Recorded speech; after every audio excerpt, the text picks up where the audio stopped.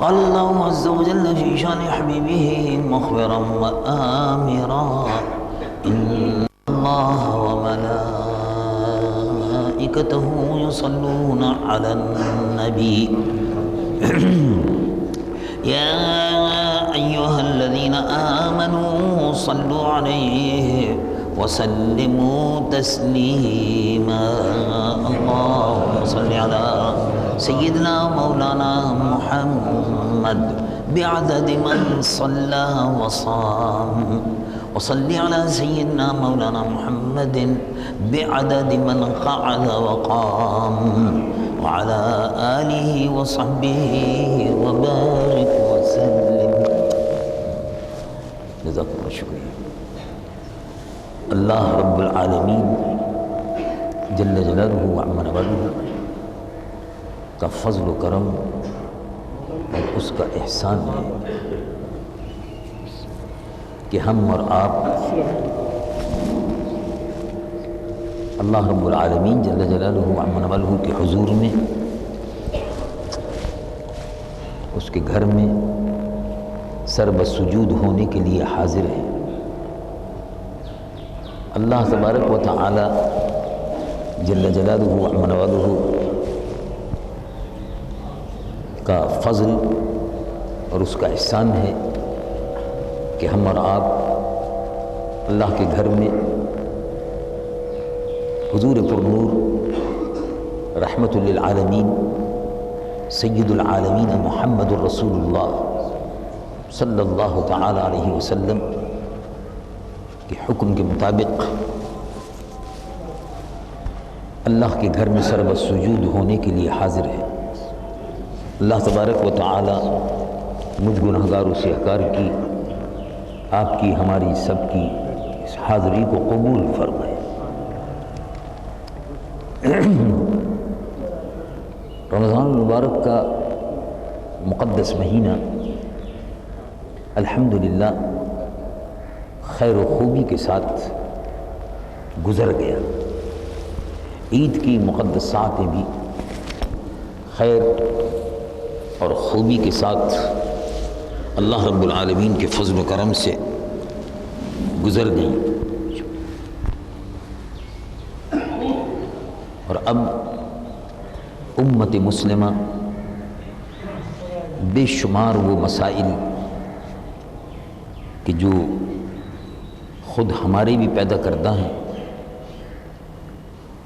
اور دشمن جن کا فائدہ اٹھا رہے ہیں، ان مسائل سے امت مسلمہ اب گزر رہی ہے. ان میں امت مسلمہ کے سامنے جو چیلنج درپیش ہے، رمضان المبارک کی مقدس ساعتوں میں بھی ان چیلنجوں کا مقابلہ بے شمار لوگوں نے، نوجوانوں نے، بزرگوں نے غزوہ بدر الکبریٰ کے جذبے سے ان کا مقابلہ کیا. اور آج بھی فلسطین کی سرزمین پر، کشمیر کی سرزمین پر، چیچنیا اور بوزنیا کی سرزمین پر، فلپین اور برما کی سرزمین پر، افریقہ کے بر اعظم سودان میں، امت مسلمہ افغانستان میں بے شمار چیلنجز، مقابلے، نبر آزمائی عیسائی اور یہودی اتحاد کے نتیجے میں بے شمار جال بچھائے جا رہے ہیں، جن میں امت مسلمہ کے گرد گھیرا ڈالا جا رہا ہے. ایک تو جال بظاہر بالکل معروف ہے، وہ ہے دفاعی نقطہ نظر سے. دفاعی نقطہ نظر کا مطلب یہ ہے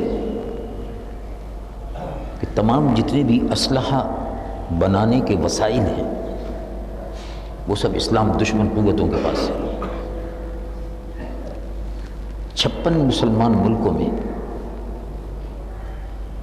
صرف 2 مسلمان ملک ایسے ہیں جو دفاعی پیداوار، ہتھیاروں کی پیداوار میں خود کفیل ہیں، باقی 54 مسلمان ممالک ہتھیار خریدنے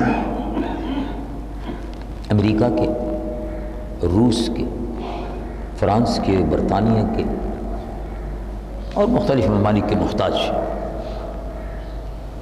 یہ حقائق ہیں اور ان سے باخبر رہنا ضروری ہے۔ یہ سیاسی گفتگو نہیں ہے۔ بہت سے مسلمان بھائی زیادہ ہی مذہبی ہیں اور یہ ظاہر کرنے کے لیے کہ ہم بہت زیادہ مذہبی ہیں، اس قسم کی باتوں کے متعلق وہ یہ سمجھتے ہیں کہ یہ ساری باتیں سیاسی ہیں۔ اور اگر دیکھا جائے تو دفاعی نقطۂ نظر سے خود کفیل ہونا یہ اسلام کا حکم ہے، قرآن کا حکم ہے، حدیث مبارکہ کا حکم ہے، حضور پرنور صلی اللہ علیہ وسلم کا ارشاد مبارک ہے کہ مسلمانوں کو دفاعی نقطۂ نظر سے مسلمانوں کو خود کفیل ہونا چاہیے۔ یہ سیاسی گفتگو نہیں ہے، اور اگر سیاسی بھی ہو تو قرآن مجید کی روشنی میں ہے، اور ظاہر ہے قرآن مجید و فرقان حمید کے ایک حصے کو اپنی مرضی کے مطابق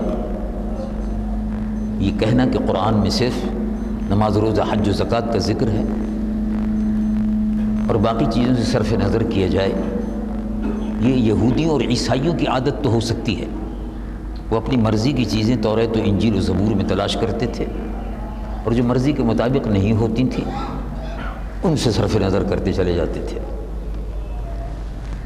مسلمانوں کا اپنے دفاع کے لیے تیار رہنا، دفاعی سامان کا تیار کرنا اور سامان حرب میں خود کفیل ہونا، یہ قرآن مجید و فرقان حمید کا حکم ہے۔ اس اعتبار سے امت مسلمہ تہی دامن ہے۔ ہمارے دشمن جو ہیں، میرا ذہن منتشر ہو جاتا ہے، میں بوڑھا ہو گیا ہوں تو ادھر ادھر جب وہ ہوتی ہے نقل و حرکت تو میرا ذہن منتشر ہو جاتا ہے، بوڑھا ہو گیا، حافظہ بھی کمزور ہو گیا، تو اس وجہ سے ذرا مہربانی فرما کے سکون کے ساتھ تشریف رکھیں۔ اللہ تبارک و تعالی جل جلالہ وعظم نوالہ نے قرآن مجید و فرقان حمید میں مسلمانوں کو نماز پڑھنے کا بھی حکم دیا، زکوٰۃ کے ادا کرنے کا بھی حکم دیا، روزے رکھنے کا بھی حکم دیا، حج کرنے کا بھی حکم دیا، اور اس کے ساتھ ساتھ جہاد کا بھی حکم دیا۔